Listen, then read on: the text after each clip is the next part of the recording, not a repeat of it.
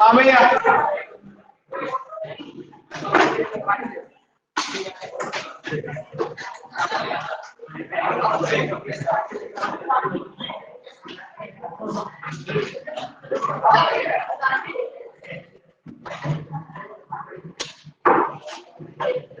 हाँ जी, कल मैंने एक रिएक्शन दी थी आपको लिखने के लिए, लिख ली?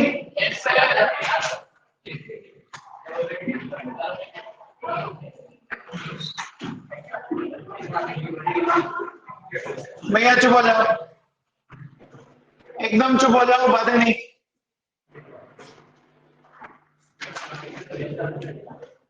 देखिए सुनिए, हमने ऐसा लिखा था कि H2O2 से O2 और 2H, ऐसा लिखा था। फिर हमने बोला था कि K2Cr2O7 ऐसा है ना, K2Cr2O7 H2SO4 की प्रेजेंस में आपको पता है एसिडिक मीडियम में क्रोमियम कौन सी स्टेट में जाता है? +3 जाता है क्या? तो क्रोमियम का +3 में क्या बनेगा? Cr2SO4 की होल थ्राइस बनेगा।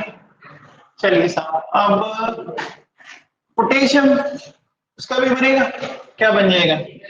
K2SO4। ध्यान से देखिए बच्चों, तो हमारे पास इधर कितने सल्फेट है? 3 और 1 4 हो गए, इधर एक ही है, 4 लगाना पड़ेगा, लगा दिया। अब पोटेशियम बैलेंस है, क्रोमियम बैलेंस है, सल्फेट बैलेंस है, लेकिन ये वाली ऑक्सीजन दिक्कत कर रही है। कितनी? 7 ऑक्सीजन। तो हमें इधर 7H2O ऐड करने पड़े। 7H2 ऐड करते इधर हाइड्रोजन कितनी होगी? 14। इधर ऑलरेडी कितनी है? 8 है, हमें कितनी और ऐड करनी पड़ेगी? 6 हाइड्रोजन। कौन सी वाली? यस, मैसेज समझ में आ गई? अब मुझे एक बात समझिए बच्चों, इधर 2 इधर 6, ऊपर से इसको क्या करें? 3 से मल्टीप्लाई कर देंगे, फिर क्या कर देंगे? ऐड कर देंगे। वेरी गुड, कर दो फिर। 3H2O2 है ना, 4 वैभव हो जा। कल कहाँ गया था तू? अरे रहने दे, किससे पूछूं बता?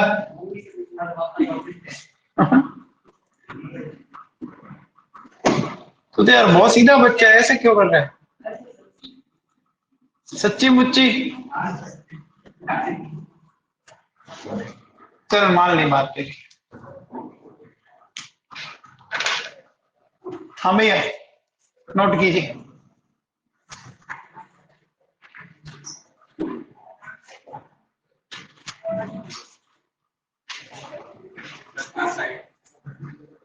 मतलब तू घर से करके नहीं लाया है ना? फिर साइड क्यों मांग रहा है भाई? अच्छा, सही बात।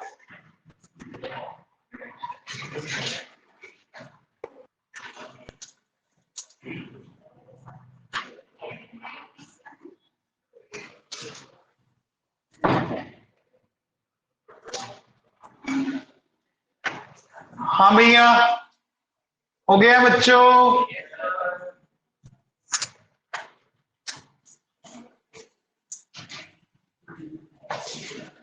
नेक्स्ट लिखो।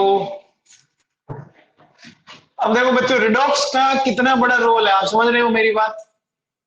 अब हर चैप्टर में ऐसी रिएक्शंस आती है और हर चैप्टर में आपको बैलेंस लिखनी पड़ेगी, क्योंकि बोर्ड के एग्जाम में तो बैलेंस लिखोगे तभी मार्क्स मिलेंगे आपको, मिलेंगे ना? तो समझ गए रिडॉक्स की इंपॉर्टेंस? अब आप अब भी नहीं समझते हो तो भाई साहब, फिर इस दुनिया में ऐसा कोई इंसान नहीं है जो आपको समझा दे। तो नेक्स्ट पॉइंट लिखिए। नेक्स्ट लिखो, हमने जितने नंबर रिएक्शन का कौन सा नंबर था? जो भी है, वासुदेव जी, वासुदेव जी। अरे यार, मैं मतलब मैं अभी भी तुम दोनों में इतना कंफ्यूज होता हूँ।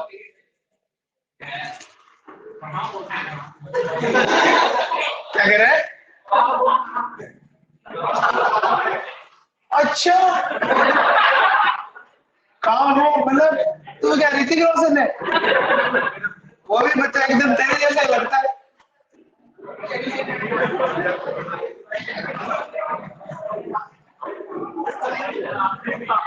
मैं कंफ्यूज हो रहा हूँ, मतलब मुझे कहीं सिमिलरिटी लग रही होगी ना।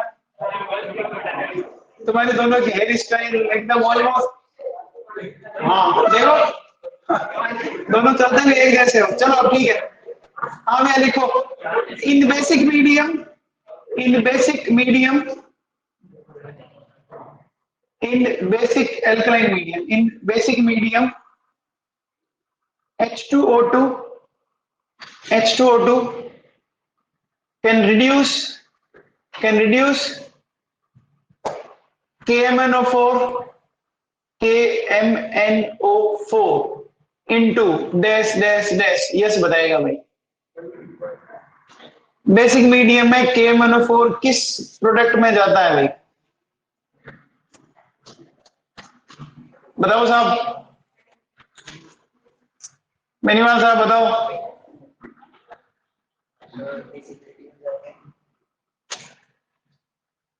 बोरिका बारिक बताएगी। एमएन नॉन, MnO2 yes. Neutral and basic दोनों मीडियम में आपको याद है क्या, एक ही प्रोडक्ट बताया था मैंने, MnO2। एसिडिक मीडियम में किसमें जाता था? Mn+2। बेसिक और न्यूट्रल में MnO2, याद करो भैया। अच्छा, K2 से R2 किसमें जाता है? Cr+3। याद कर लो बेटा, ये है ना, ये इनऑर्डिक में तो पीछे नहीं छोड़ेगी रिएक्शन आपकी। चलिए करते हैं अपन। ये MnO4- है, ये गया किसमें साहब? MnO2 में। अब बैलेंस करते हैं अपन, ठीक है ना? तो बैलेंस करेंगे तो साहब हो जाओ शुरू। इधर 2H2O, इधर 4H+, फिर 3 इलेक्ट्रॉन लगा लिया। यहां तक कोई दिक्कत नहीं। चलिए ये तो हो गया इलेक्ट्रॉन वाला मामला। अब बात कर लेते हैं H2O2 की। तो H2O2 जाता है O2 के अंदर, क्योंकि ये रिड्यूस होगा तो ऑक्सीडाइज होगा, है ना? इधर क्या करेंगे? और 2 इलेक्ट्रॉन। अब मामला थोड़ा सा पेचीदा क्या है, इधर 3 इधर 2, इसको और इसको पक्का। फिर क्या करेंगे? हाँ जी करते हैं, चलो सर हो जाओ चलो।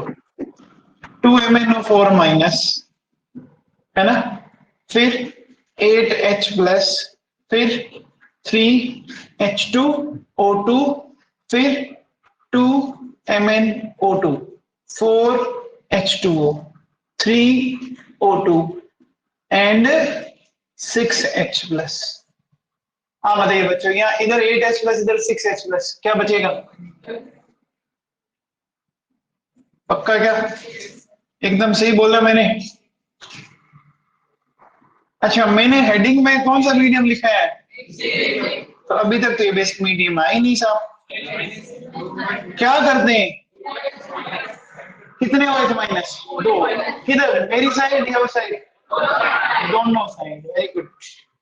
तो बच्चों इधर भी 2H ऐड करेंगे, ये तो दोनों क्या बन जाएंगे? 2 मोल्स ऑफ वाटर। और इधर भी 2OH, ये मैंने यहाँ लिख दिया, इसके बाद समझेंगे। इधर 2 और इधर 4, ओवरऑल इधर क्या बचेगा? 2 बच जाएगा क्या? 2MnO4- 3H2O2, 2MnO2, है ना? क्या बच जाएगा? 2H2O, 3O2 and 2OH-। ये फाइनल इक्वेशन आ जाएगी।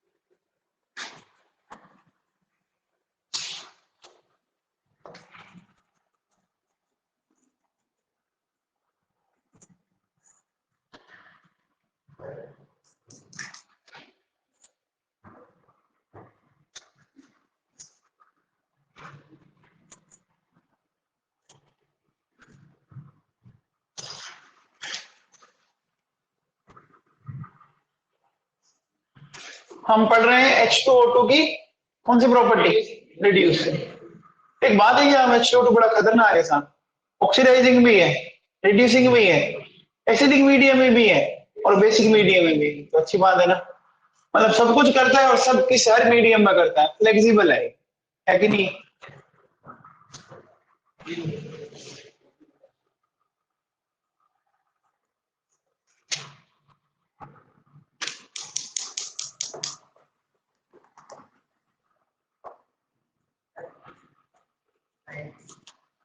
दोस्त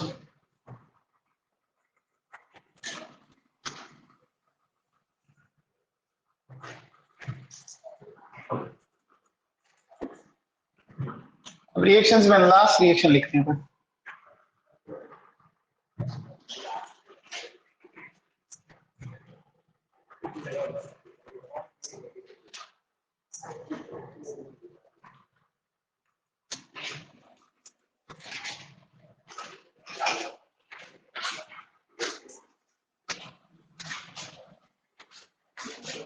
हाँ भैया हो गया मामला, ठीक है साहब। नेक्स्ट देखिए, it can reduce hypochlorous acid, it can reduce hypochlorous acid, it can reduce hypochlorous acid into hydrochloric acid, hypochlorous acid to hydrochloric acid. Hypochlorous acid का फॉर्मूला है ना, जिज्ञासा बताएगी। हाँ जी, पहले क्या बोला तुमने? HCl3, हाँ HCl या HOCl, हाइपोक्लोरस एसिड बोला है बेटा। चलो देखो सुनो, अच्छा मैंने आप लोगों को याद है कि मैंने दो एक्सेप्शन बताए थे वहां पे, एक तो एसिडिक स्नेह था H3PO2 PO3 PO4 आना चाहिए था, PO4 होना चाहिए था, आता PO2 वाला है। ऑक्सीडाइजिंग स्नेह HCl HCl2 HCl3 HCl4 आना चाहिए था, 4 वाला ज्यादा, आता बंद वाला है। और मैंने रीजन भी इनका एक्सप्लेन किया था आप लोगों को, है ना। हाँ रिपल्शन, वेरी गुड। तो अब देखो बच्चों, H2O2 जाता है, बेटा प्लीज चुप हो जाइए आप। हाँ जी, हाइड्रोक्लोरिक एसिड, इसको मैं HOCl को ऐसे लिख लेता हूं, यहां से ये निकल जाएगा वाटर प्लस HCl, निकल गया। अब इन दोनों रिएक्शंस को जोड़ के लिख देंगे सब।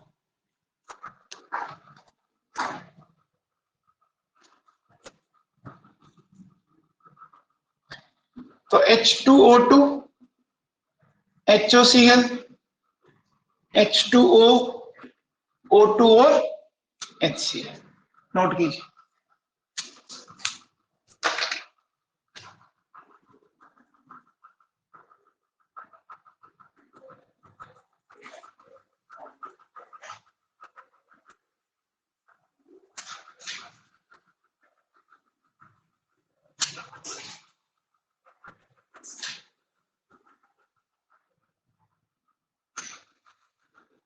अच्छा बताओ H2O2 की कॉन्सेंट्रेशन किस टर्म्स में अपन इंडिकेट की थी, याद है क्या?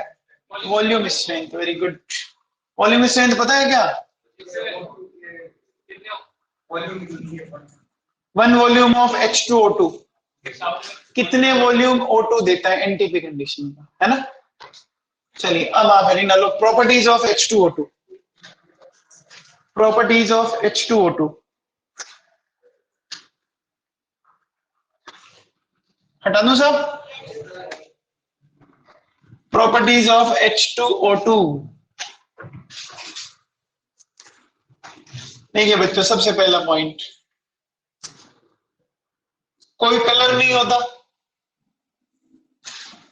कोई इसकी ऑर्डर नहीं होती, और जब अपन इसको चखते हैं तो ये भैया कड़वी सी होती है ना। और आपको पता है ये लिक्विड फॉर्म में मिलती है नेचर, कौन सी फॉर्म में? लिक्विड फॉर्म में। अच्छा, it is soluble in water, alcohol and ether, ये सब में सॉल्युबल है। It is soluble in water, alcohol and ether. क्यों? बोलो बच्चों क्यों? Because it can form hydrogen bonding. क्या हमने पढ़ी? With these solvent. देखो बच्चों, ये हमारा H2O2 है और ये हमारा वाटर का मॉलिक्यूल है, तो इनके बीच में ये हाइड्रोजन बॉन्डिंग हो जाती है ना? समझ में आया? तो नोट कीजिए।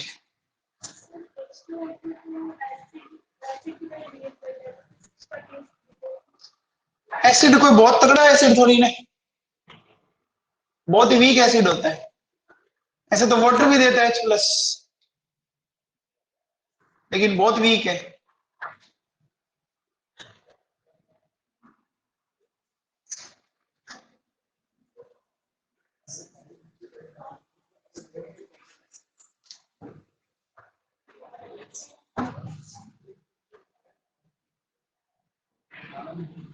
बेटा बातें मत करो यार।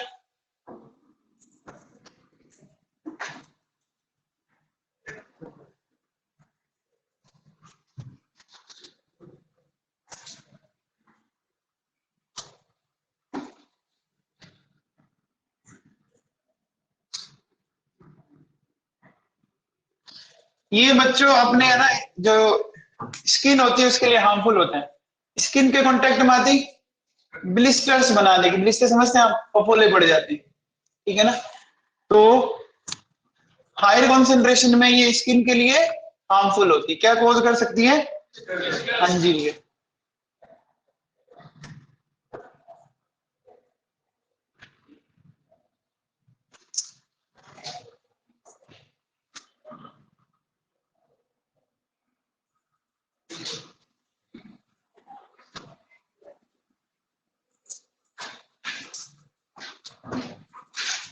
हाँ जी, लिख लिए तीनों पॉइंट। नेक्स्ट देखो, लिखे it is used as mild disinfectant, mild disinfectant and antiseptic। श्वेत काला जी, ये दोनों वर्ड समझता? डिसइंफेक्टेंट एंड एंटीसेप्टिक क्या मीनिंग होता? समझाइए। डिसइंफेक्टेंट का मीनिंग बताओ पहले। रेयान खान, क्या होता है इनका मीनिंग?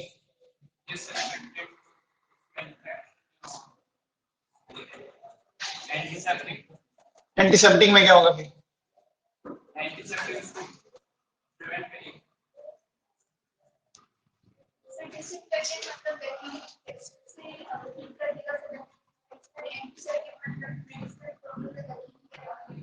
देखो सुनो, दोनों का अगर मीनिंग देखा, डिसइंफेक्टेंट मतलब जो इन्फेक्शन को रोकता है, यहाँ पर भी वही है। डिफरेंस क्या होता है? डिसइंफेक्टेंट का मतलब होता है अपन इनएनिमेट ऑब्जेक्ट पे लगाते हैं, जैसे दीवार पे लगा दिया, फर्श पे लगा दिया, है ना? समझ में आएगा? एंटीसेप्टिक हमारा जो लाइव टिश्यूज होते हैं उस पे लगाते हैं। डिसइंफेक्टेंट अपन लाइव टिश्यू पे नहीं लगाते। अभी देखा किसी ने फिनॉल लिया, पोंछा मारा, पेट धड़ा है। घर पे पोंछा लगाते हैं, फिनाइल यूज लेते हैं ना, वो उसकी कंसंट्रेशन क्या होती है? ज्यादा होती है ना? और जो एंटीसेप्टिक उसकी कंसंट्रेशन कम होती है। तो जो भी अपन लाइव टिश्यूज पे लगाते हैं उसकी कंसंट्रेशन कम होती है ना? तो ध्यान है, फिनोल दोनों की तरह काम आता है। कार्बोल आपकी साबुन आती है, सोप आती है, कार्बोल सोप, है ना? उसमें फिनोल की कंसंट्रेशन कम कर देते हैं, है ना? तो समझ में आएगी बात ही। देखिए ये तो लिख लिया आपने। नेक्स्ट देखो 30% H2O2 सॉल्यूशन, 30% H2O2 सॉल्यूशन, इसको बोलते हैं बच्चों पर हाइड्रोल। पर हाइड्रोल, पर हाइड्रोल, है ना? इसको लिखो, is used as antiseptic. 30% H2O2 solution है ना, इसको बोलते हैं पर हाइड्रोल। इसका यूज किसमें किया जाता है? एंटीसेप्टिक। ये भैया ब्यूटी पार्लर वाले यूज करते हैं, डेंटिस्ट इनका यूज करते हैं सब, वो कंसंट्रेशन अलग अलग हो सकती है, ठीक है ना। नेक्स्ट देखो, अच्छा देखो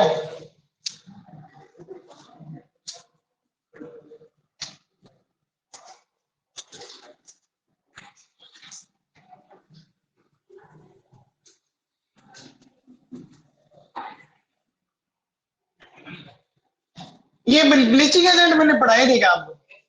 कहाँ पढ़ाए थे? याद है? अच्छा एक पॉइंट बताया था मैंने, सारे ऑक्सीडेशन के कारण, SO2 रिडक्शन के कारण, सारे परमानेंट, SO2 टेम्परेरी, बताया था ना। इधर भी वापस वही आ गया, H2O2 जाएगा H2O प्लस नेसेंट ऑक्सीजन, जैसे कलर्ड ऑब्जेक्ट के कांटेक्ट में आएगा, है ना, उसको कलरलेस कर देता है या कुछ अलग कलर बना देता है। देखो ना लोग कई जैसे मालूम है वो अलग अलग तरीके करवा के आते हैं, पता नहीं क्या क्या होता है, अजीब अजीब से, है ना। हाँ जी बोलिए साहब।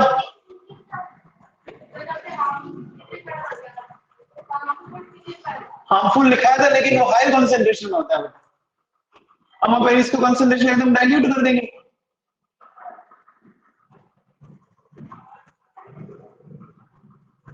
अति हर चीज की बुरी होती है, एक्सेसिव कोई भी हो, चीनी खाओ ज्यादा डायबिटीज हो जाएगी साहब, हो जाती है ना, कम खाओ तो दिक्कत।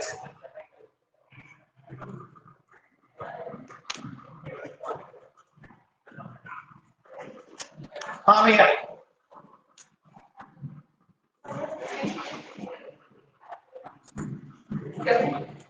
पक्का, क्या बात।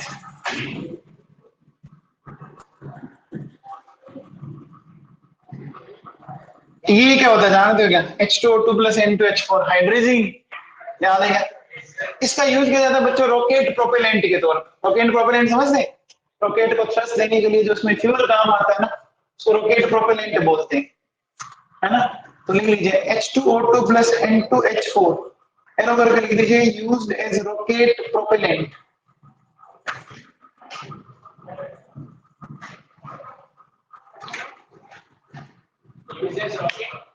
रॉकेट प्रोपेलेंट, प्रोपेल करना है, PROPELLANT। ये तो सही आपके उसमें आता है फिजिक्स में, नहीं आता क्या? आ जाएगा कोई बात नहीं। आगे लिखो बच्चों, इट इज यूज्ड, बच्चों बातें मत करो, देखो it is used, next it is used in the oxidation of cyanides, it is used in the oxidation of cyanides, cyanide के ऑक्सीडेशन में काम आता है बच्चों, ध्यान रखिएगा। आगे लिखो बच्चों, नेक्स्ट लिखो H2O2 is used, H2O2 is used in pollution control, in pollution control program, H2O2 is used in pollution control program। और वैसे ये पता होगा आपको, इसको बोलते हैं इन्वायरमेंटल केमिस्ट्री या ग्रीन केमिस्ट्री, लिख लीजिए इन्वायरमेंटल केमिस्ट्री और green chemistry.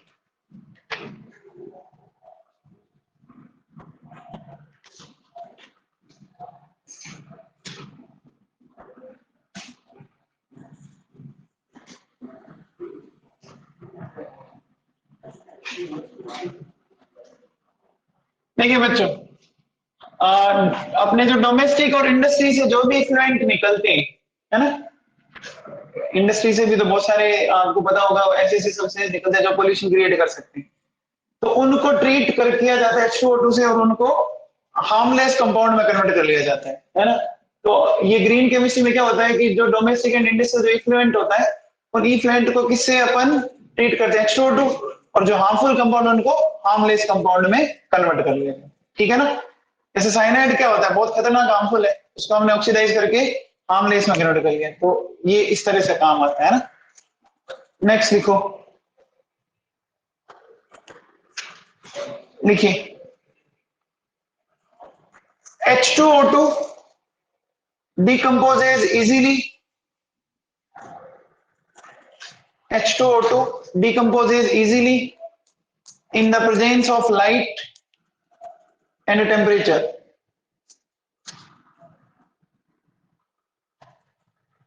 Light and temperature. So it is always stored in dark color bottles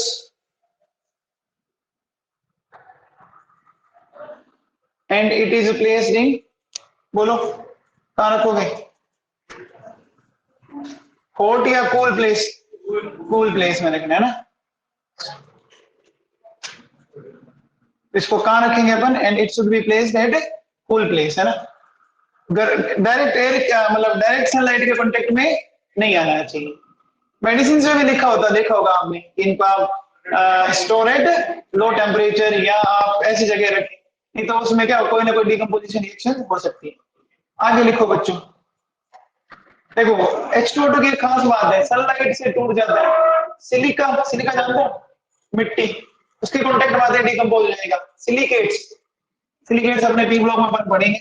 silicates ही होते हैं बच्चों, Na2SiO3, CaSiO3, है ना।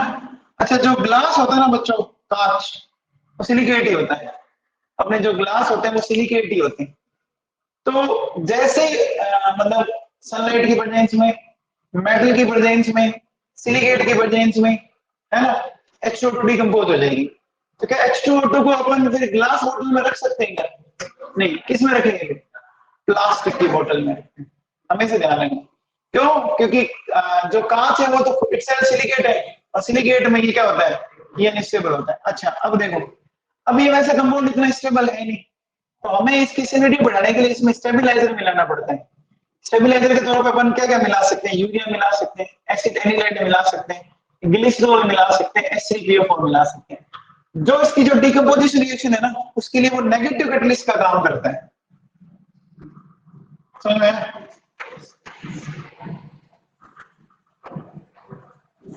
ये जो डिकम्पोजिशन हो रहा है इसके लिए क्या करता है, नेगेटिव कैटलिस्ट। दो तरह कैटलिस्ट होते हैं, नेगेटिव एंड पॉजिटिव। जो प्रमोट करे, जो रेट ऑफ रिएक्शन को बढ़ाए पॉजिटिव, जो घटाए हम बदमाशी करते हैं, तो हमारे फ्रेंड हमारे लिए पॉजिटिव कैटलिस्ट का काम करते हैं, और हमारे पेरेंट्स कान के नीचे दो लगाते हैं, है ना। लिखिए, देखिए in the presence of sunlight, silica, in the presence of sunlight, silica,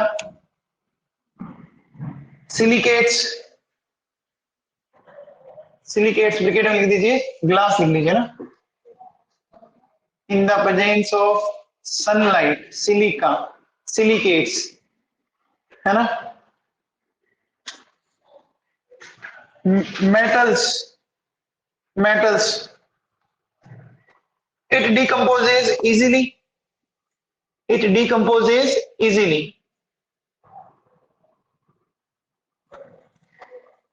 so it is stored in, बोलो, हाँ, plastic bottles and a stabilizing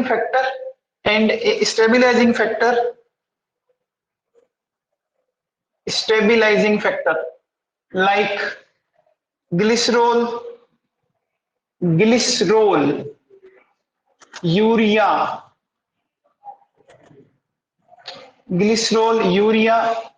एक ये भी लिख सकते हो आप, एसिटेनिलाइड,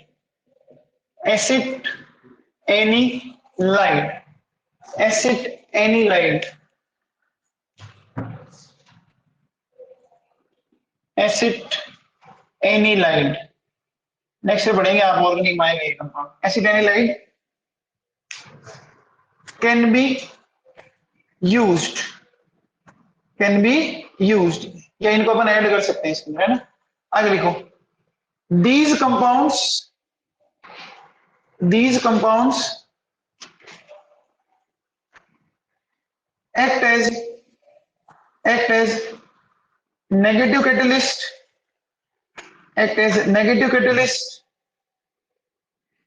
and stops process of decomposition.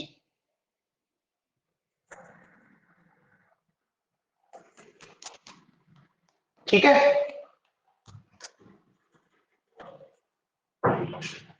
चलो साहब अब देखो, लिखो नेक्स्ट पॉइंट, नेक्स्ट लिखो, it is a very weak dibasic acid. It is a very weak dibasic acid. ये सब डाइबेसिक एसिड का मतलब समझा सकते हैं, 2H देने वाला है ना, वेरी वीक डाइबेसिक एसिड। ठीक है, तो देखो बच्चों H2O तो 2H दे सकता है, तो ये 2 मोल्स ऑफ NaOH के साथ रिएक्ट कर जाएगा क्या? इसने दिए 2H प्लस, इसने दिए, ये मिलके 2 वाटर एंड साथ में मिल गया एक सॉल्ट Na2O2। ठीक है, लिख लीजिए रिएक्शन। तो आप मुझे बताओ एज एसिड इसका वैलेंसी फैक्टर क्या हुआ? वैलेंसी फैक्टर एज एसिड 2 ही तो हुआ। एसिड का वैलेंसी फैक्टर क्या होता है? जितने H प्लस देता है। देखो साहब, as oxidant 2, as reductant 2, as acid 2, as DPR 1, है ना। अब ये क्वेश्चन बन गया साहब आपके लिए, 4 ऑप्शन बनाने होते हैं, बन जाएंगे साहब। बन गए कि नहीं बन गए?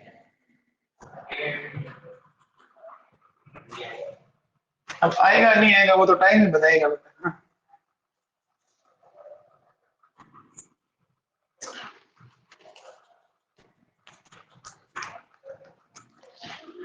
चलिए अब देखो बच्चों, इसमें H2O में एक बहुत खतरनाक बात होती है, ये ऐसा लिक्विड है जो अपने बॉइलिंग पॉइंट से पहले डिकम्पोज हो जाता है। बॉइलिंग पॉइंट तो समझते होंगे, वो टेम्परेचर पे कोई लिक्विड वेपर फेज में आ जाएगा। तो ये क्या करता है, ये मतलब जैसे आप इसके बॉइलिंग पॉइंट तक पहुंचोगे ना, उससे पहले ये डिकम्पोज हो जाएगा। डिकम्पोज होकर ऐसे आपने अभी देखा था H2 ऑक्सीजन में ब्रेक हो जाएगा। तो फिर कैसे करें? अगर इनका इसका प्यूरिफिकेशन करना है तो हमें क्या करना पड़ता है? हम एटमॉस्फेयर मतलब जो आउटर प्रेशर उसको रिड्यूस करना पड़ेगा। जैसे वाटर का बॉइलिंग पॉइंट क्या होता है? 9 डिग्री सेल्सियस। किस कंडीशन में? 180 टेम्परेचर में। आप बाहर वाला प्रेशर कम कर दो तो बॉइलिंग पॉइंट अपना भी क्या हो जाएगा? कम हो जाएगा। समझ में आ गया? हमें बराबरी किसकी करनी है? 1 atm की बराबरी करनी है। तो 1 atm की बराबरी करनी है आपको, तो कितना टेम्परेचर लगा रहा है? 100।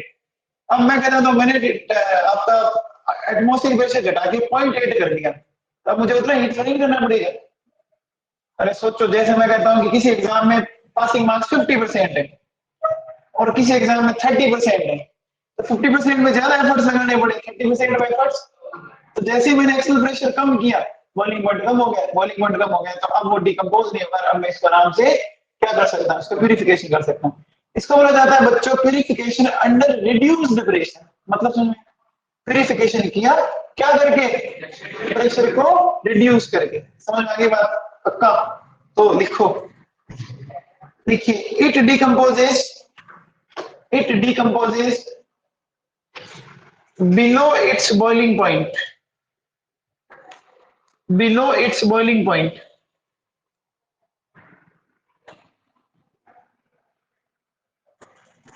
So its boiling point is reduced by decreasing external pressure, by decreasing external pressure, and then it is purified,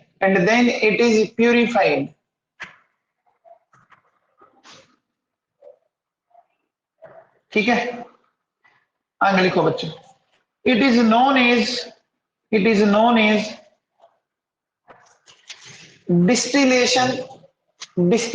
it is known as distillation under reduced pressure, ठीक है साहब? ये मेथड आपके सिलेबस में है, ऑर्गेनिक के अंदर आएगा बच्चों, कैसे करेंगे वो अपन सीखेंगे बाद, है ना। अब अब देखो बच्चों सुनो, हमारे पास है ना, बात बॉइलिंग पॉइंट की करें, एक है H2O2, एक है D2O, एक है H2O। जाकिर साहब ये D2O क्या होता है? Heavy water, very good. देखो H2O2 का बॉइलिंग पॉइंट आता है 150, याद नहीं करना आपको। इसका था 101.3 डिग्री सेल्सियस, इसका आपको सबको याद है ना? चलो D2H2O में तो समझ में आता होगा, बताओ क्यों? D2O का मास ज्यादा है, मॉलिक्यूलर मास 20 आया था, H2O का 18 आया था, है ना? H2O2 का ज्यादा समझना है बेटा, वेरी गुड, क्या बात है। देखो बच्चों, इसमें समझना कितने हाइड्रोजन बॉन्डिंग के सेंटर है, समझिए। देखो, और इस ऑप्शन पे 2 लोन पेयर, और इस ऑप्शन पे भी 2 लोन पेयर है क्या? तो आप मुझे एक बात बताओ बच्चों कि अगर मैं बोलूं कि हाइड्रोजन बॉन्डिंग या हाइड्रोजन बॉन्ड फॉर्मिंग साइट्स कितनी हो गई? 1, 2, 3, 4, 5, 6, टोटल 6 होगी कि नहीं होगी? होगी। अच्छा अब बताओ, अगर वाटर की बात करें तो वाटर में 2 तो लोन पेयर है, 2 हाइड्रोजन है, तो यहां बताओ कितनी साइड्स हुई? हाइड्रोजन बॉन्ड फॉर्मिंग जो साइट है वो 4 है। अब तो समझ में आ गया होगा, ठीक है? अच्छा एक चीज बताओ आर्ची, हाइड्रोजन बॉन्ड की स्ट्रेंथ किसमें ज्यादा होगी? H2O एंड H2O2 में? H2O2 में? हाँ, H2O में ज्यादा स्ट्रॉन्ग होगा, ये बात मैंने पढ़ाई थी बॉन्डिंग के अंदर। देखो ओवरऑल तो ये ज्यादा बना रहा है, लेकिन समझ रहे इस बात को क्या? देखिए ये +1 -1 +1 -1, यहाँ पार्शियल नेगेटिव चार्ज ज्यादा है। H2O2 के केस में देखो +1 -1 +1, या पार्शियल नेगेटिव चार्ज कम है कि नहीं? समझ में आता है? तो देखो बॉइलिंग पॉइंट H2O2 का ज्यादा है, लेकिन अगर हाइड्रोजन बॉन्ड की स्ट्रेंथ की बात करें ना, क्यों? समझ में आया? आर्यन बिश्नोई, याद आ रहे पुराने दिन बॉन्डिंग में पढ़े थे हम लोगों ने ऐसी बातें, जब आप कुछ जवान थे आज की तुलना में। नोट करो साहब।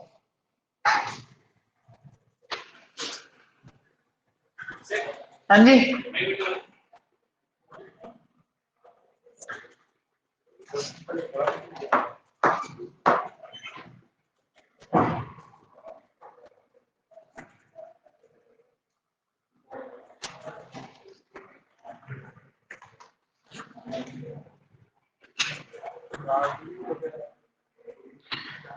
हाँ जी, हाँ जी बोलो साहब।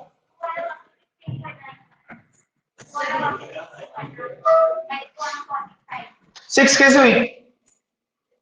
हाइड्रोजन कितनी है पहले? ये लोन पेयर कितने हैं और ये कितने हैं? काउंट कर ले कितने हो गए? हो गए 6। इसको क्या करूं, साइड करूं? अब ये रहेगा इधर, साइड करो।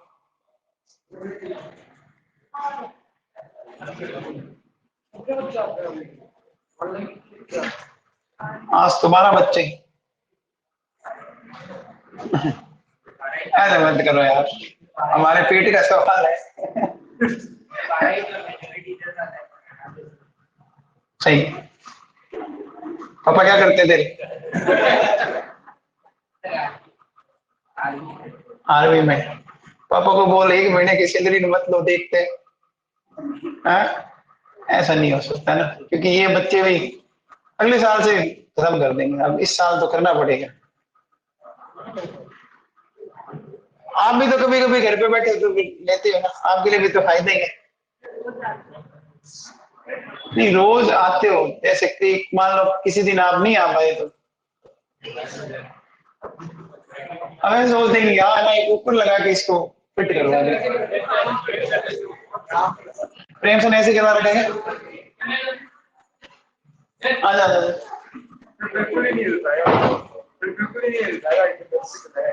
हाँ वो ऐसे एक लगा के कर ले। कैमरा हाँ अब ये एक बात तो चलाते हैं। हाँ भैया लिखो लिखो भैया लिखिए मेल्टिंग पॉइंट लिखो। मेल्टिंग पॉइंट लिखो। बोलो वाटर का मेल्टिंग पॉइंट क्या होता है? वाटर मतलब आइस का 0 डिग्री सेल्सियस है ना। लिखो और H2O2 का लिखो -0.43 -0.43। इसका मतलब H2O2 जल्दी मेल्ट हो जाएगी क्या? H2O2 जल्दी मेल्ट हो गई ना? क्यों होगी बताओ भाई। एक बात बताओ देखो H2O2 में क्या होता है एग्जैक्टली H2O2 की जो स्ट्रक्चर पढ़ोगे आप अभी ओपन बुक लाइक स्ट्रक्चर आती है इसकी। अभी अपन पढ़ेंगे अभी बनाना मत। ये 10 लाइक सोचो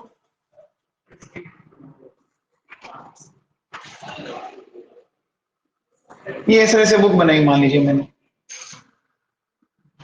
ठीक है ना। तो ये ओपन बुक लाइक है ऐसे। तो इसका सरफेस एरिया क्या हो गया बढ़ गया। स्ट्रक्चर इतनी कॉम्पैक्ट नहीं है ठीक है। जबकि वाटर की स्ट्रक्चर कॉम्पैक्ट है। वाटर की स्ट्रक्चर होती है केज लाइक और इसकी ओपन बुक लाइक। अब बुक एक तो आप बंद कर दो और एक आप खुली रखो। तो आप बताओ खुली अगर है तो वो ज्यादा स्पेस ऑक्यूपाइड करिए बंद है तो कम करिए करिए कि नहीं करिए समझ में आएगा। तो लिखिए लिखिए H2O2 is less compact. H2O2 is less compact than water due to large surface area. Due to large surface area, and that's why it has less freezing point या melting point. Freezing melting point एक ही बात है जाने का। Less melting point than water. आप बताओ water का freezing point क्या होता है? वाटर का फ्रीजिंग पॉइंट 0। आइस का मेल्टिंग पॉइंट 0। बात एक ही है। फिजिकल स्टेट आपको थोड़ी सी अलग बोलनी पड़ती है। चलो अब आप हेडिंग डालो बच्चों लिखो H2O2। नेक्स्ट लिखिए H2O2 has open book like structure. H2O2 has open book like structure.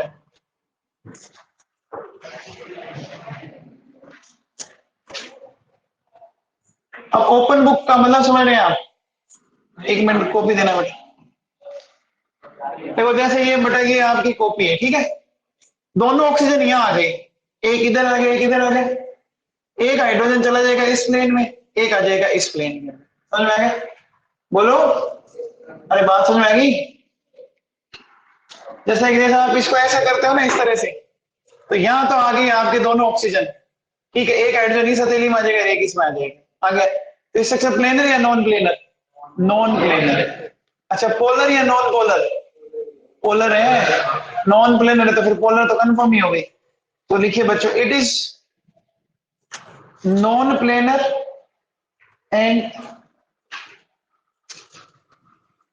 Non planar and polar structure.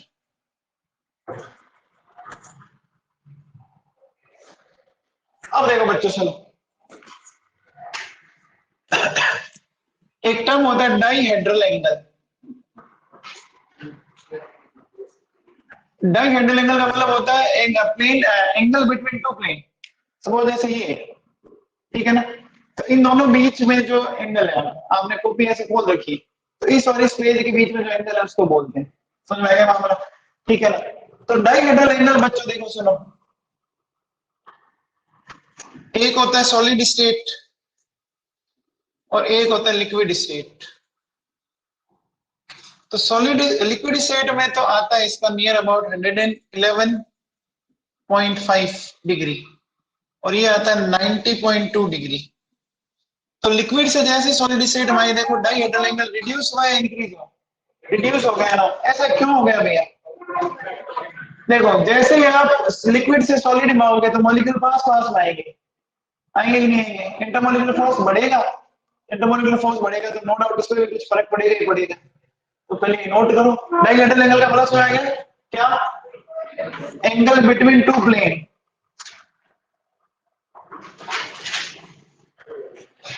Angle between two plane, ठीक है ना?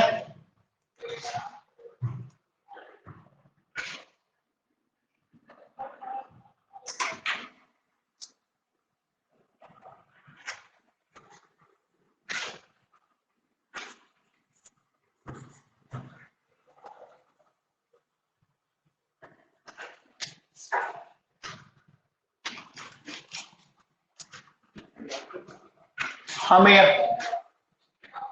अच्छा ये डाइहेड्रल एंगल क्यों रिड्यूस हो गया समझ में आया? क्योंकि जैसे ही आप लिक्विड से सॉलिड स्टेट में आओगे ना हाइड्रोजन बॉन्ड की स्ट्रेंथ बढ़ जाएगी, मॉलिक्यूल और पास पास में आएंगे। तो लिखिए dihedral angle, dihedral angle decreases, decreases, dihedral angle decreases due to increase in, due to increase in strength of hydrogen bond, strength of hydrogen bond, ठीक है क्या? अब देखो बच्चों एक बात सुनो, ये जो ओपन बुक लाइक स्ट्रक्चर है ना कहां कहां मिल सकती है? जिसमें भी पेरोक्साइड लिंकेज है या ओ ओ बॉन्ड है, एस एस बॉन्ड है, एस ई बॉन्ड है, इन सब में पर ओपन बुक लाइक स्ट्रक्चर बन सकती है बच्चों, ओपन बुक लाइक स्ट्रक्चर, है ना? जैसे एक कंपाउंड होता है O2F2, याद है क्या? हमने कहीं पढ़ा भी था, बॉन्ड लेंथ में कंपैरिजन करवाया था मैंने केमिकल बॉन्डिंग में, है ना? ओ बॉन्ड है। अच्छा अब याद कीजिए ये है मेरे पास ओ ओ बॉन्ड, ओ ओ बॉन्ड अपने ऑक्सी एसिड बढ़े देगा? बोलो केरोज एसिड में होता है, होता है? मार्शल एसिड में होता है, उनमें हो सकता है। अच्छा एस एस आप याद कीजिए, एस एस बीच में आया था, है ना? आपके टेट्राथायोनिक एसिड में बीच में 2 सल्फर आ गए थे, याद करो, है ना? ग्राउंड स्टेट वाली, उसमें भी हो सकता है। समझ में आएगा? तो ये लिख लीजिए, आगे जाओ तो एग्जांपल लिख लो open book like structure arrow करके। Caro's acid, Caro's acid, Marshall acid, tetrathionic acid,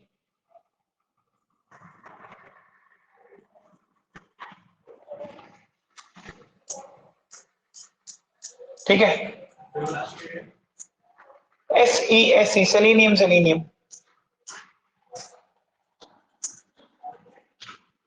स्लोक Ahuja, Caro's acid का फॉर्मूला क्या होता है? H2 और मार्शल एसिड का, वेरी गुड, हो गया? हाँ जी साहब, हम बना सकते हैं बाकी मिलता नहीं है, जब नीचे से नीचे जाता है तो ये बॉन्ड बनाने की टेंडेंसी कम होती जाती है। टी टी लिख सकते हो लेकिन मिलेगा नहीं कोई आपको ऐसा। चलिए साहब तो ये चैप्टर आपका खत्म है साहब, हाइड्रोजन खत्म। हाँ भैया बातें नहीं, देखो आप लोगों का सम बेसिक कंसेप्ट्स हो गया, फिर structure of atom, periodic table, chemical bonding,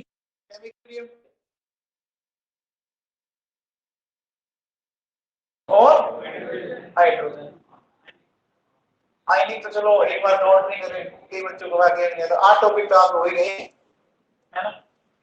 चलिए अब आप हेडिंग डालो पीक लो।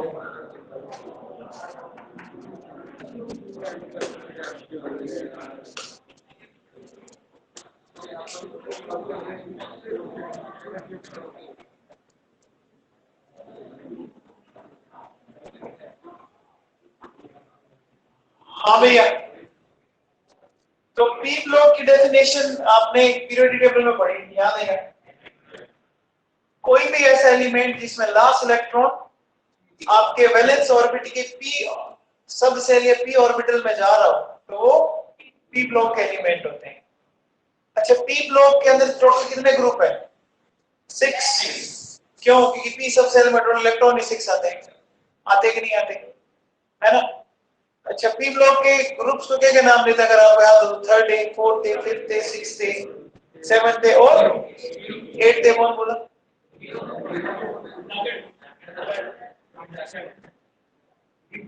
जीरो होता है। और मॉडर्न पीरियोडिक टेबल में 13, 14, 15, 16, 17, 18, है ना? अच्छा, अब देखो बच्चों, 13, 14 अभी आपके 11th में और रिमेनिंग 4 आपकी 12th में, है ना? तो 2 ग्रुप अभी 11th में पढ़ने और बाकी 4 ग्रुप आपको 12th में पढ़ने। तो पहला पॉइंट लिखो, देखिए एलिमेंट्स इन विच, मतलब बातें नहीं, elements in which last electron, elements in which last electron enters in p orbital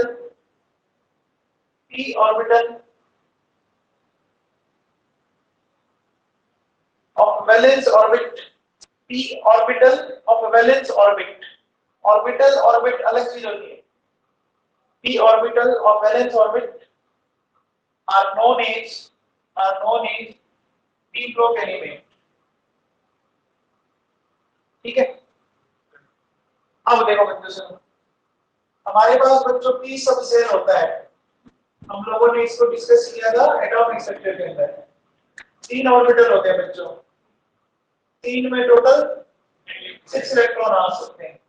तो बच्चों पी ब्लॉक के अंदर 6 ग्रुप्स हो सकते हैं, है ना?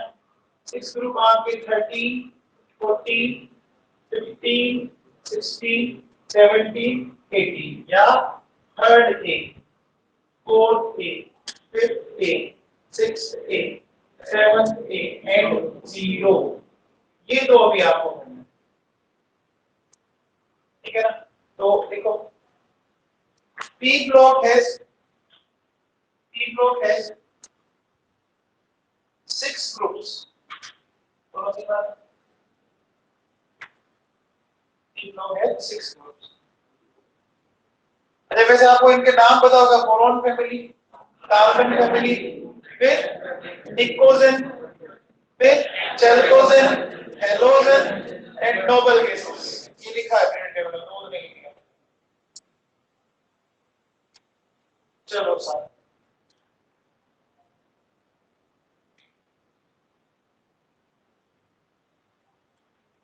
जिनके पीरियड टेबल छूटा हुआ है वो भैया टारगेट में अटेंड कर लेना। अभी एटॉमिक चल रहा है, नेक्स्ट में ड्यूटी की करूंगा।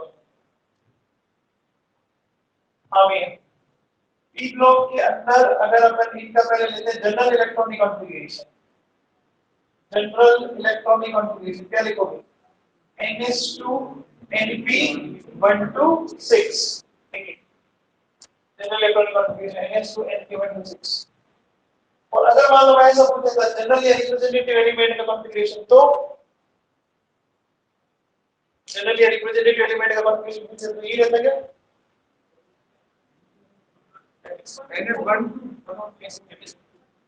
NS1 2 और NP क्या होता है? 1 to 5, क्योंकि इनर गैसेस को उसमें अपन इंक्लूड नहीं करते। अब 0 तो कैसे होगा?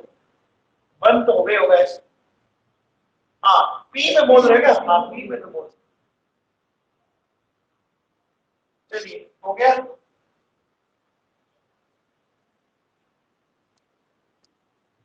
अब देखो बच्चों, अभी आपके सिलेबस में ये 2 ग्रुप है, 3rd A and 4th A। तो 3rd A के जो एलिमेंट्स हैं ये बच्चों, ये इसमें है बच्चों, ठीक है? अब देखिए बच्चों, अभी ये 2 ग्रुप पढ़ने आप 11th में, बाकी 4 आपको 12th में पढ़ने। सुनिए, हर ग्रुप का जो फर्स्ट एलिमेंट है ना, उसकी प्रॉपर्टीज रिमेनिंग ग्रुप के एलिमेंट्स जो है ना, ग्रुप के जो रिमेनिंग एलिमेंट्स से कुछ अलग आती है ना। हमारी बात जो फर्स्ट एलिमेंट है उसकी प्रॉपर्टी हमेशा अलग आती है, होता है।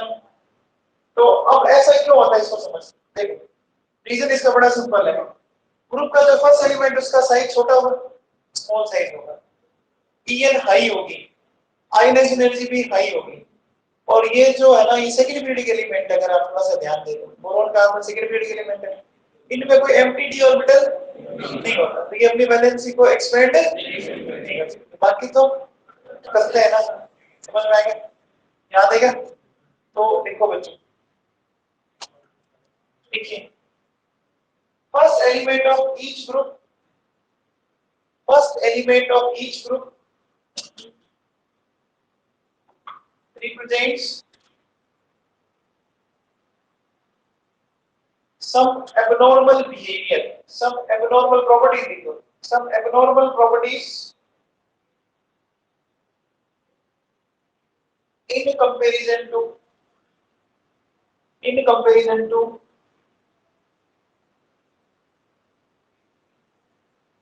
other elements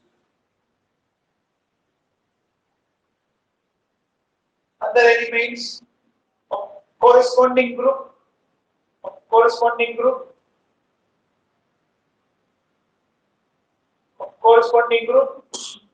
due to following reasons,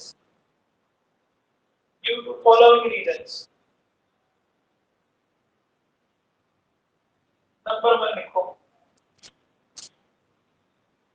देखिए स्मॉल साइज,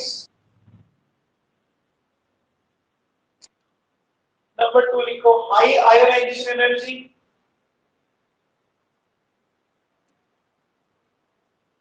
लिखो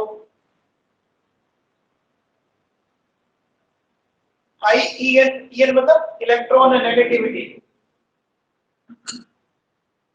एंड फिर लिखो absence of empty d orbital,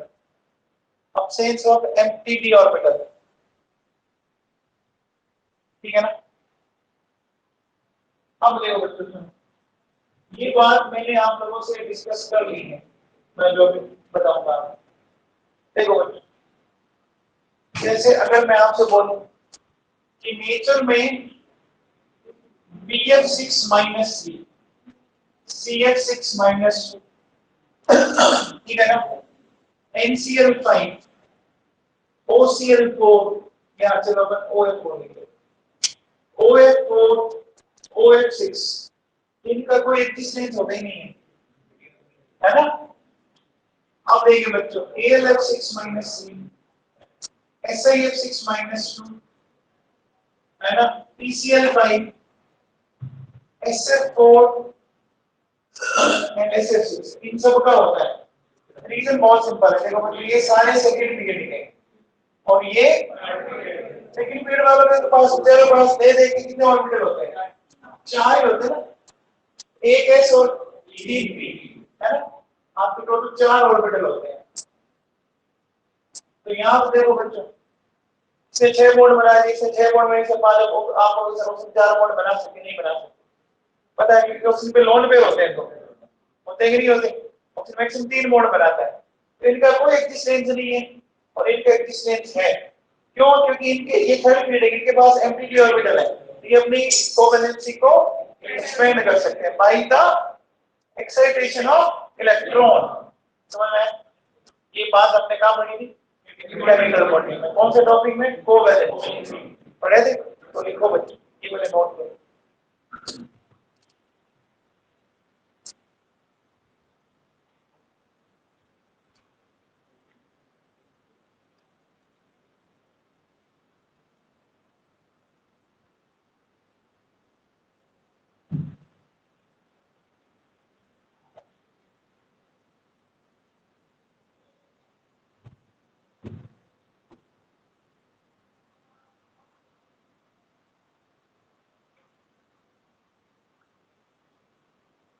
इधर पॉइंट आपको नेक्स्ट वापस पढ़ने पड़ेंगे, अभी पढ़ लो तो आपको बता देंगे क्या, ये तो वही बातें हैं सारी।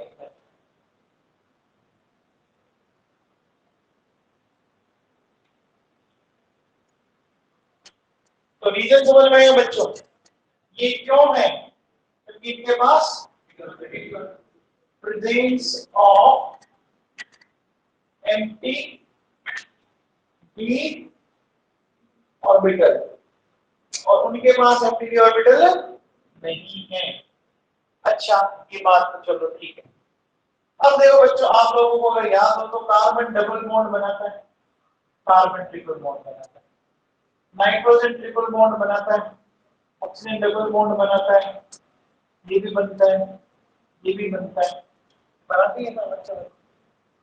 अब देखो सिलिकॉन कभी भी भैया डबल बॉन्ड नहीं बना पाता है ना, सिलिकॉन ट्रिपल बॉन्ड नहीं बना पाता है ना, फास्फोरस ट्रिपल बॉन्ड नहीं बना पाता, सल्फर डबल बॉन्ड नहीं बना पाता, नहीं बना पाता। तो अब देखो बच्चों, ये तो सारे के सारे मल्टीपल बॉन्ड नेचर में मिलते हैं, आप ये मल्टीपल बॉन्ड नेचर में रीजन मतलब, हाँ वेरी गुड। देखो इनका साइज छोटा है, तो साइज छोटा होगा तो इनकी जो ओवरलैप करने की जो टेंडेंसी होगी वो ज्यादा होगी, इनका साइज बड़ा हो जाता है, तो जैसे ही साइज बड़ा होगा तो जो ओवरलैपिंग होगी वो बहुत ही वीक होगी। देखो ऐसे समझो, साइज छोटा है अगर मान लो, ठीक है ना, तो ये ओवरलैपिंग एरिया बनाने के सका एक बड़ा अट्रैक्शन लगेगा, साइज बड़ा हो गया तो है ना। तो होगा क्या प्रॉब्लम, ये न्यूक्लियस से काफी दूर है, उनको अट्रैक्शन ही नहीं लग पाएगा, नहीं लग पाएगा। तो ये भी बात आपने याद रखो। तो जैसे जैसे साइज बड़ा होता जाता है ना, फिर पाई बॉन्ड बनाने के बजाय सिग्मा बॉन्ड बनाने की टेंडेंसी, तो याद करो पी के, हाँ वेरी गुड, पॉलीमर की स्ट्रक्चर में बनकर कन्वर्ट हो जाता है। तो P2 ना बन के क्या बनता था, P4, S2 ना बन के S8 बनता था। याद आ गया क्राउन लाइन स्ट्रक्चर, सही। तो लिखिए, तो लिखो बच्चों, due to small size, due to small size, second period elements, second period elements can form multiple bond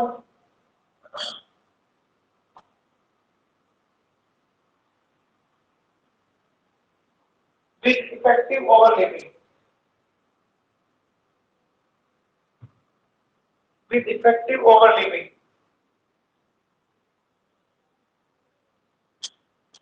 But these multiple bonds,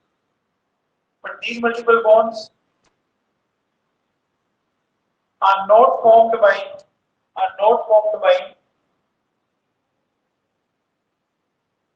third period elements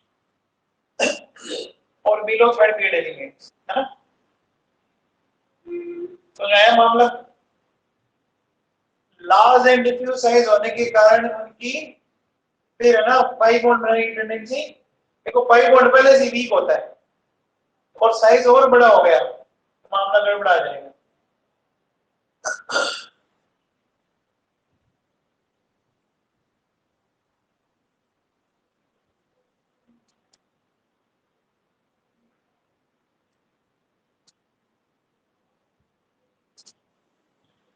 okay सब हटा दो, ठीक हो टाइम होगा।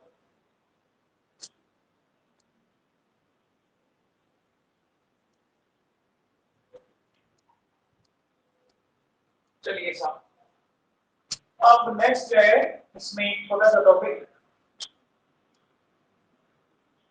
Period pair effect. I think मैं पढ़ा चुका हूं वैसे भी पीरियडिक को पढ़ाया था ना, पीरियड पेयर इफेक्ट कैसा क्या होता है जानते हो?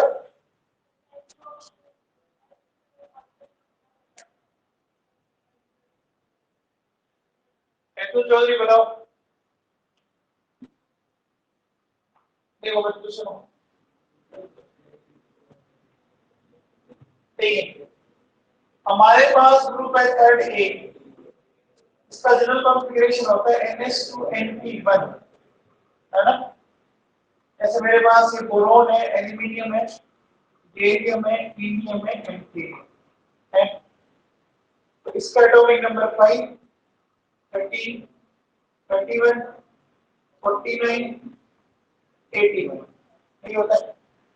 अब अगर आप इसे 1 क्वेश्चन को तो ये लिखोगे 2s to 2p1 3s to 3p1 4s to 4p1 5s to 6s to 8 है ना। पहले एक मिनट तो फिर जो काम की बात हो गई इसके आते हैं 4 3 इनका होता है ms2 तो देखो ये बच्चों बेटा बातें मत करो समझ लो। तो इसका वही अब ऐड करके जवाब 14 32 50 80 ठीक। अब देखो ये 2s to 2p1 है तो ये हो जाएगा 2s to 2p2 3s to 3p2 4s to 4p2 5s to 5p2 6s to ठीक है। अब बच्चों थोड़ा ध्यान दीजिएगा कि अगर आप ध्यान दो इनके वैलेंस शेल में 2 1 3 इलेक्ट्रॉन है और इनके वैलेंस शेल में 2 2 4 इलेक्ट्रॉन। तो यहाँ क्या होती है बच्चों जो स्टेबिलिटी है ना stability of +3 oxidation state decrease होती है एंड +1 ऑक्सीडेशन स्टेट इंक्रीज होती है। इसमें देखो क्या होता है हाईएस्ट क्या हो सकती है 2 and 2 4 हो सकती है। ऐसा आपको पता है मैंने क्या बताया था जो ग्रुप नंबर होता है ना वो हाईएस्ट होती है थर्ड एक 3 फोर्थ एक 4। तो यहाँ स्टेबिलिटी क्या है stability of +4 oxidation state decrease and +2 oxidation state increase है कि नहीं। अब रीजन देखो बड़ा सिंपल है समझो बच्चों ये Pl है और ये Pp इसका एटॉमिक नंबर 81 इसका 82। अच्छा 4s ऑर्बिटल कब भरना शुरू हो जाता था याद है क्या लेंथेनॉइड कहां से कहां होता है 58 से 71।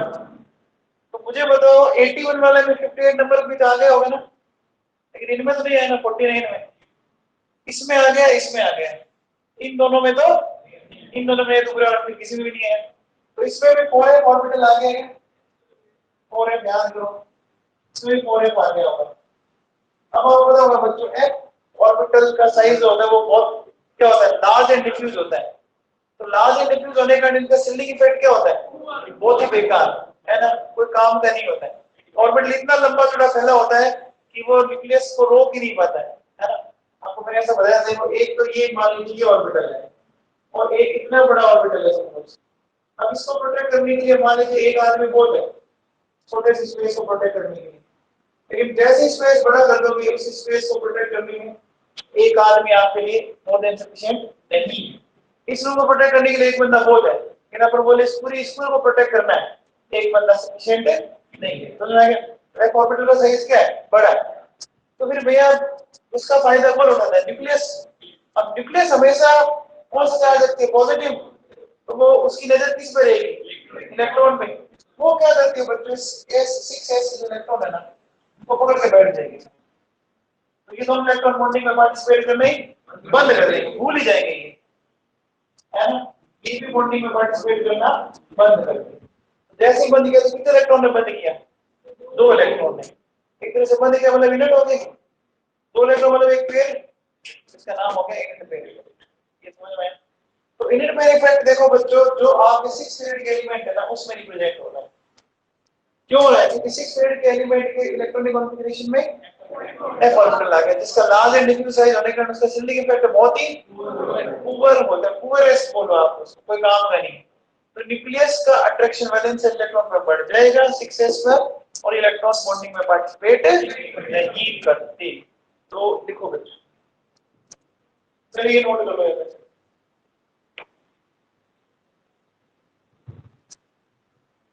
देखो अगर चीजें रिकॉल आप कर रहे हो और अगर आपको लग रहा है कि हमें याद है तब तो बहुत अच्छी बात है। तो अगर आप ऐसा लग रहा है यार ऐसा कुछ क्या अगर ऐसा लग रहा है तो हालात खराब है।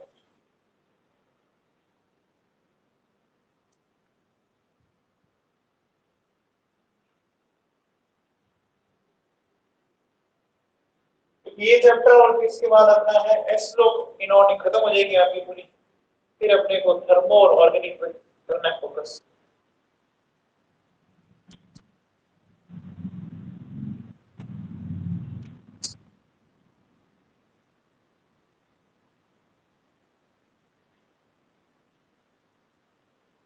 जैसे आपके मतलब इनऑर्डिक पूरी हो जाएगी तो अपने इनऑर्डिक में देखो bonding, periodic, S block, P block, hydrogen. अब इनके क्वेश्चन से आप है ना जो भी आप एग्जाम की प्रिपरेशन करो, पुराने एग्जाम के क्वेश्चन देखो आपसे हो रहे कि नहीं हो रहे, आप उनको करो, है ना।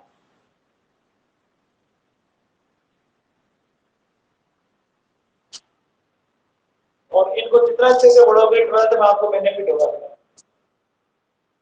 रिमेनिंग 3 ब्लॉक 12th में कोऑर्डिनेशन केमिस्ट्री आएगा, पूरे बॉन्डिंग के कांसेप्ट लगेंगे उसमें, डी एंड एफ लोग पूरे बॉन्डिंग के कांसेप्ट, मेटलर्जी टॉपिक है तो उसमें भी वो लगेंगे। तो अभी ढंग से पढ़ लोगे तो आगे बेनिफिट। अगर अभी दुख देख लो आगे सुख, अभी मस्ती मार लो आगे पता नहीं चलेगा।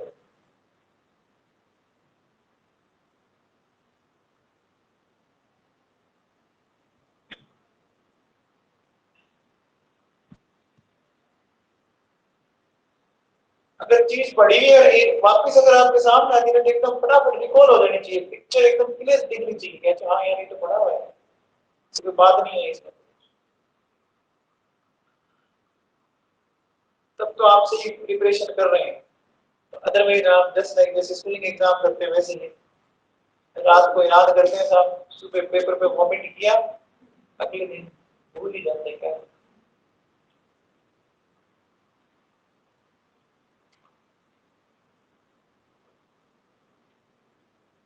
हो गया बच्चों?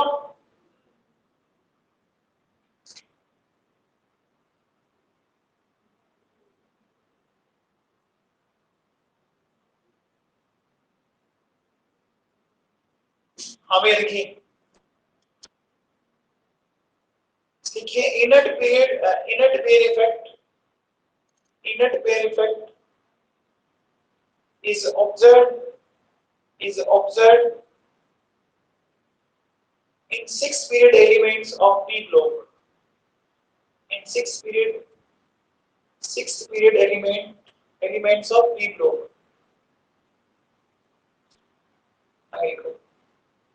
Because in the configuration of these elements,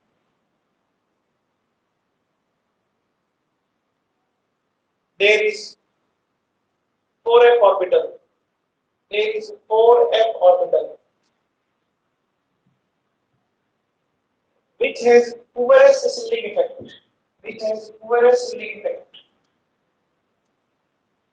And that's why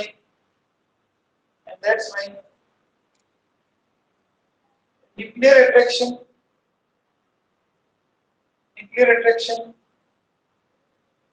increases. Nuclear attraction increases on valence s electron. Nuclear attraction increases on valence s electron. Valence में ना s electron है ना, वैलेंस से के s इलेक्ट्रॉन में nuclear attraction बढ़ गया है ना, वैलेंस s इलेक्ट्रॉन्स आगे लिखे in this way these s electrons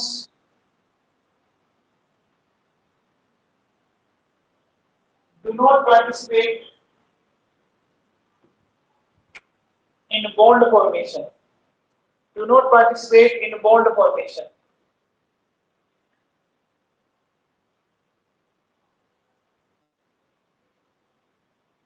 and this is known as inert pair effect. अब देखो बच्चों सुन, अगर मैं आपसे बात करूं स्टेबिलिटी वाइज समझ लीजिएगा बच्चों, तो मेरे पास है Tl+1 Tl+2 Pb+2 Pb+1, मैं बोलूंगा ये ज्यादा स्टेबल है, ये ज्यादा स्टेबल है, ठीक है। Tl देखो नीचे आया था Pb इधर आया था सेकंड वाले में, तो आपको पता लगा हायर से 2 यूनिट कम हो गई, हायर 3 है तो 2 यूनिट कम 1, हायर 4 है तो 2 यूनिट कम 2। अब मुझे बात होगा तो ये Tl+3 है, ये फटाक से 2 इलेक्ट्रॉन लेकर Tl+1 में जाना चलेगा ना, ये Pb+4 जो है वो फटाक से 2 इलेक्ट्रॉन लेकर Pb प्लस में ज्यादा पसंद करेंगे। जरा गौर फरमाइएगा, ये दोनों ही इलेक्ट्रॉन दे रहे हैं, दोनों का रिडक्शन हो रहा है, तो ये क्या करेंगे? बोलो बच्चों, एक्ट एज स्ट्रॉन्ग ऑक्सीडाइज करेंगे क्या? करेंगे, कंफर्म करेंगे। अब देखो बच्चों सुनो, जैसे मेरे पास PbCl4 है, मैं इसको थोड़ा सा हीट कर दूं ना, ये रिएक्ट टूट जाएगा, PbCl2 NCl। मेरे पास PbO2 है, ये अभी कल ही आएगा PbO2, ये टूट जाएगा बच्चों, PbO plus half O2 reason, तो ये +4 है, ऐसा करते +2 +4 ऐसा करते +2 चला गया ना। अच्छा देखो, जैसे मेरे पास TlI3, तो TlI3 में ये आयन नहीं होते, ये नहीं होता। आपको पता हो I माइनस तगड़ा वाला रिड्यूसिंग एजेंट है, हैलाइड आयन रिड्यूसिंग एजेंट बताया था मैंने आपको, तो TlI3 में ये आयन होता है, Tl+1 एंड I3-1, ये पोली हैलाइड आयन बोलते हैं, I3-1 ये बोलते हैं। अब एक चीज और बताओ, Sn+2 एंड Sn+4, इसमें ज्यादा स्टेबल कौन होगा? +2 एंड +4, बोलो बोलो बोलो, +4, क्योंकि इसमें रिलेटेड में रिलेटेड नहीं लगता तो हाई स्टेबल, लगता तो लोअर स्टेबल, पक्का? तो मुझे एक चीज समझाओ कि फिर Sn+2 फटाक से Sn+4 में जाना चाहेगा ना, जाना चाहेगा, इससे मतलब इसका क्या हो गया? ऑक्सीडेशन, तो काम किसी तरह करेगा, हाँ इसका ऑक्सीडेशन हुआ ना, तो Sn+2 है ना एज रिड्यूस। अब देखो बच्चों, ये मैंने इससे रिपीट करवाया कि अभी डिटॉक्स सामने पढ़ाई है, एक बार वापस आपको रिकॉल होगी कि देखिए चीजें पढ़ी थी वो वापस काम ऐसे आ। तो हमने जनरल इंट्रोडक्शन तो इसका पढ़ लिया,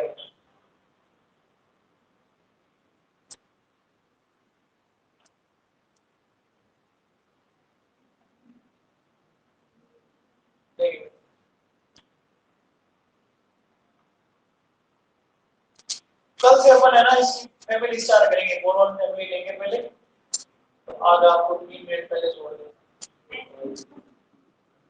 आप क्या याद रखोगे?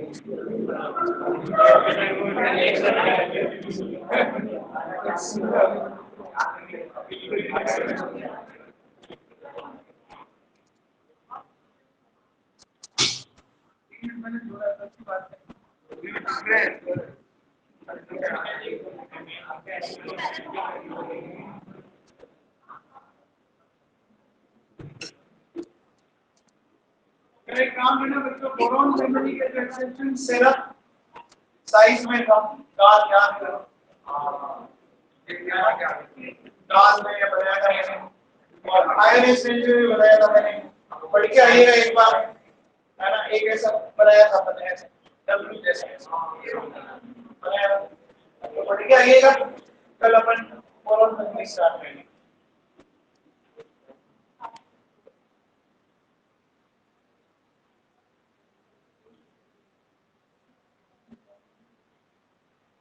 अब देखो बच्चों, आप जब 12th में आपको जाना उससे पहले इलेक्ट्रॉनिक कम से कम 3 से 4 बार आपकी रिवाइज हो चुकी होगी, ये ध्यान रखना, 3 से 4 बार रिवाइज होगी तो 12th इलेक्ट्रॉनिक आपको बहुत सिंपल हो जाएगी, आपको फिर दिक्कत ही नहीं आएगी एकदम ही।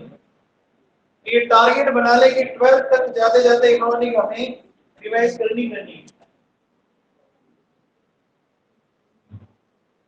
जितना भी इकोनॉमिक मैंने उतना और चैप्टर्स में नहीं होता, इकोनॉमिक में कुछ ज्यादा होता नहीं, और इकोनॉमिक के क्वेश्चंस भी ज्यादा आते हैं, तो आप कोई भी एग्जाम उठा के देख लो, अभी जो पिछले 4 साल का जो पैटर्न चल रहा है, चाहे नीट हो चाहे आईआईटी जेईई,